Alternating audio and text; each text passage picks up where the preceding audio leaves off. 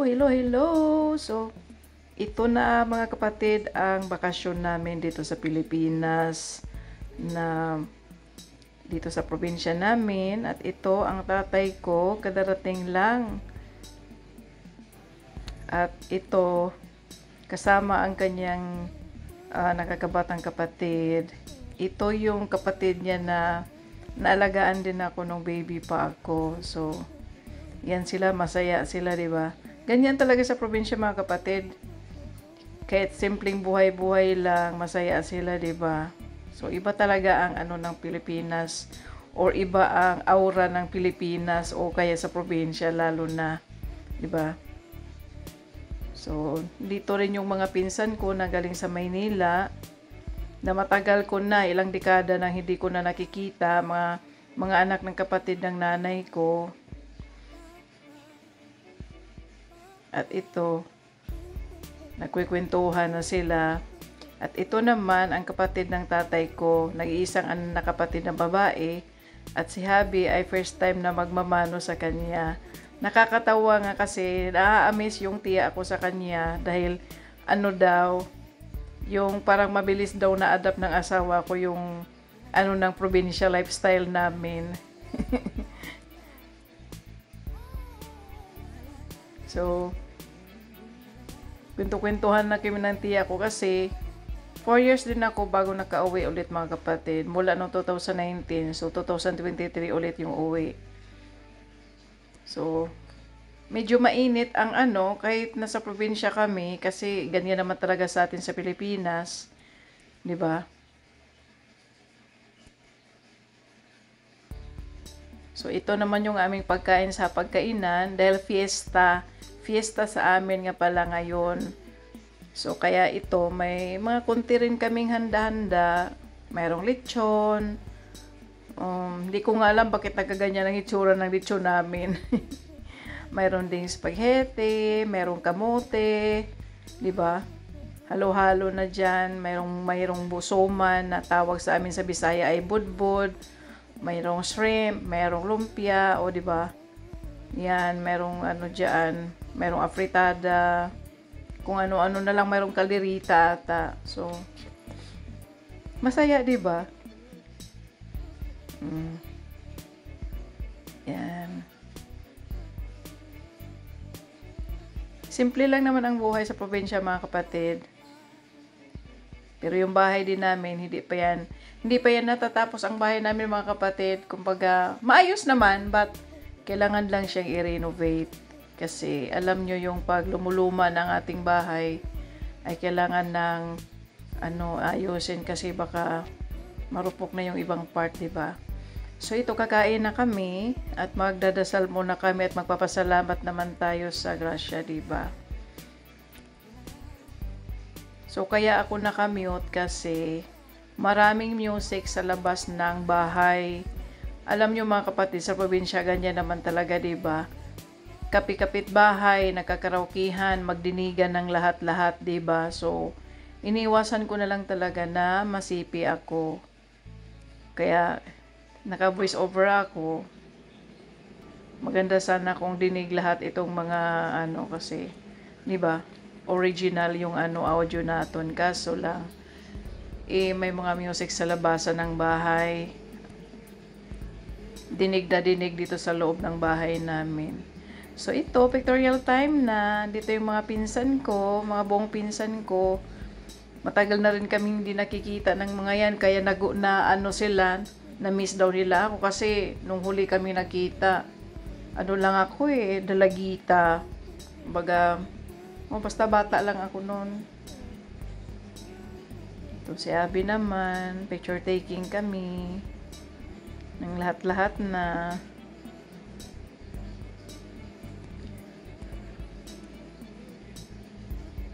Parang wala dito sa picture ang aking mga anak masyado kasi sa oras na to wala sila, parang kanya-kanya sila ng sipuntahan sa mga kaibigan nila kasi bihira din naman kasing makauwi yung mga anak ko. Yung dalawa kong anak galing sa Dubai.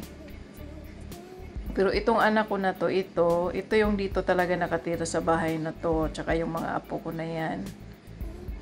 Yan.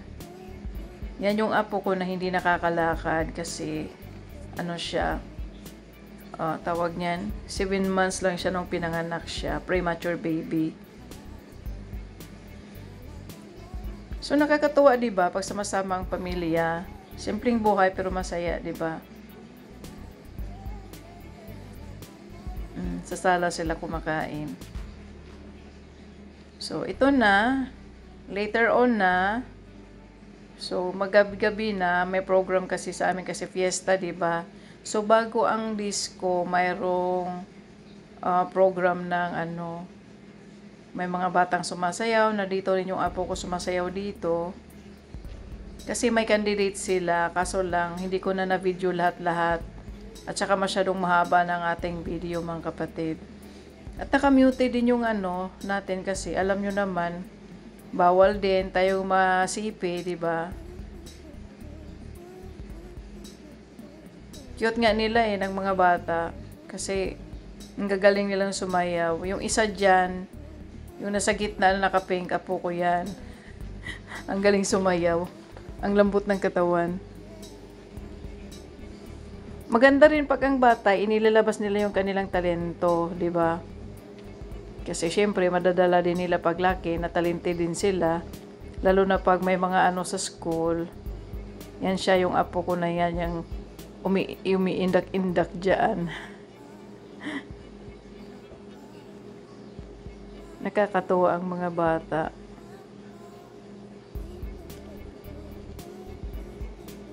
Pagkatapos naman itong mga sayawan ng mga bata, mga kapatid, yung presentation nila, ay disco na.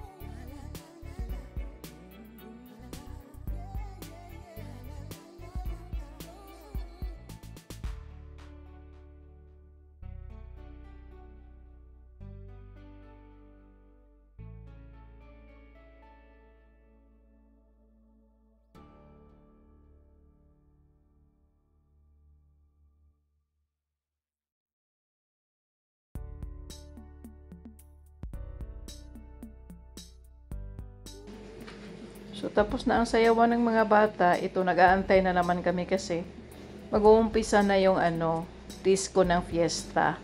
Ganyan talaga sa atin sa probinsya, di ba? Pag may fiesta, may disco, di ba? So, minsan lang, di maiwasan na may gulo, lalo na pag may mga lasing na. Kaya lumalayo-layo ka na pagka iwas ka na lang pag may mga lasing na. Diyan na si Habi nagmamanman or nag-o-observe siya. Ganito daw pala sa probinsya. Masaya daw. Yung gano'n. Kasi syempre, hindi naman nila ma-experience ng mga Amerikano yung mga ganyan di ba? Puro lang ang mga Amerikano trabaho, bahay, trabaho, ganyan, puro trabaho. Meron din naman silang yung mga mahilig sa mga gambling, syempre pupunta sila ng casino, kaso lang asawa ko hindi siya ganon.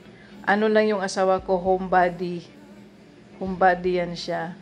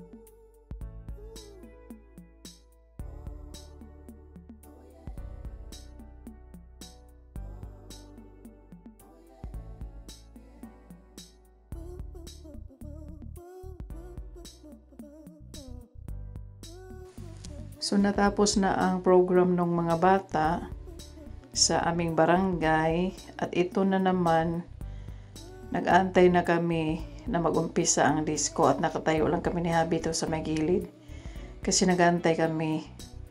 So nag-obserba rin si Habi, tingnan nyo, nag-obserba siya kasi hindi naman niya naranasan to sa US. So iba naman talaga sa atin sa probinsya, mga kapatid. Sa Pilipinas lagi, di ba?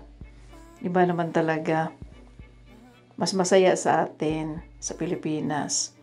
Siguro sa ating mga Pilipino, syempre masaya kasi Pilipino tayo. Pero hindi ko lang alam, depende na rin sa mga Amerikano kung ano yung sa mga foreigner na ano. Kung depende kung ano yung dating sa kanila, di ba? Tapos mamaya-maya, first time akong isayaw ni Habi.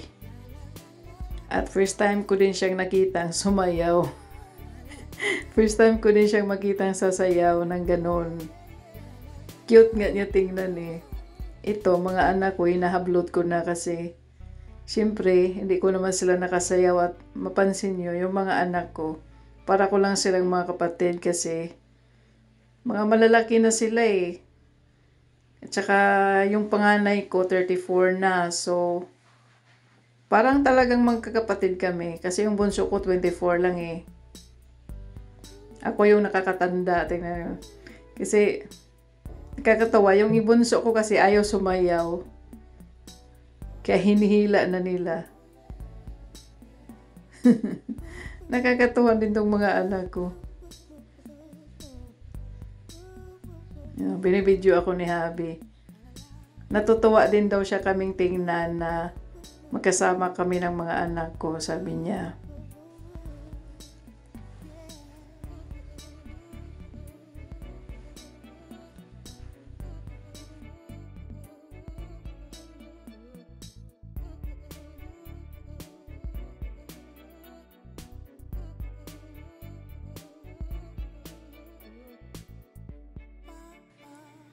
At ito na, sinayaw na nga ako ni Habi.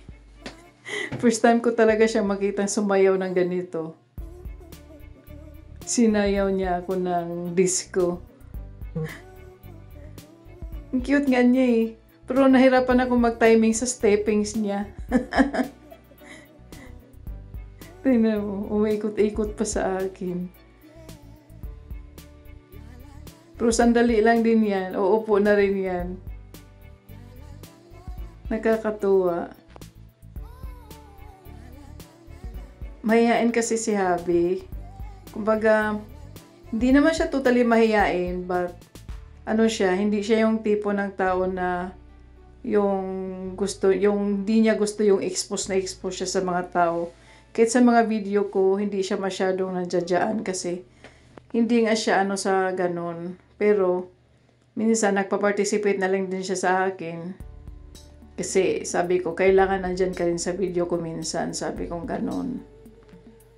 Kumbaga, ayaw lang niya yung ganun na expose yung mukha niya sa public. Di siya mahilig sa ganun. So, tao naman kasi ganun talaga, mga kapatid, diba? Iba-iba naman kasi ang personality natin kahit mag-asawa pa kayo. Hindi naman porket mag-asawa kayo, compatible kayo sa lahat ng bagay. So, karapatan din niya yun. Right niya yun na hindi mo naman mapilit yung tao na yung kailangan kung anong gusto ko, maging gusto din niya, diba? So, dapat fair lang. Kung sa marriage life, dapat nandyan yung intindihan, pag-unawaan sa isa't isa, diba?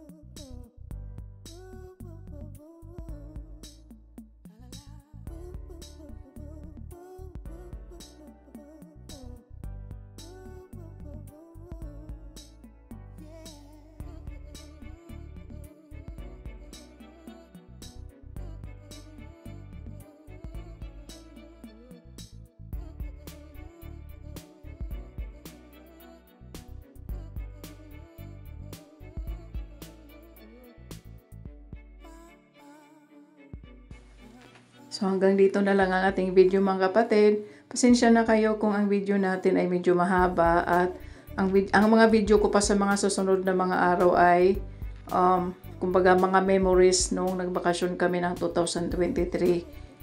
So thank you for watching. God bless you all. Bye-bye. Love you all.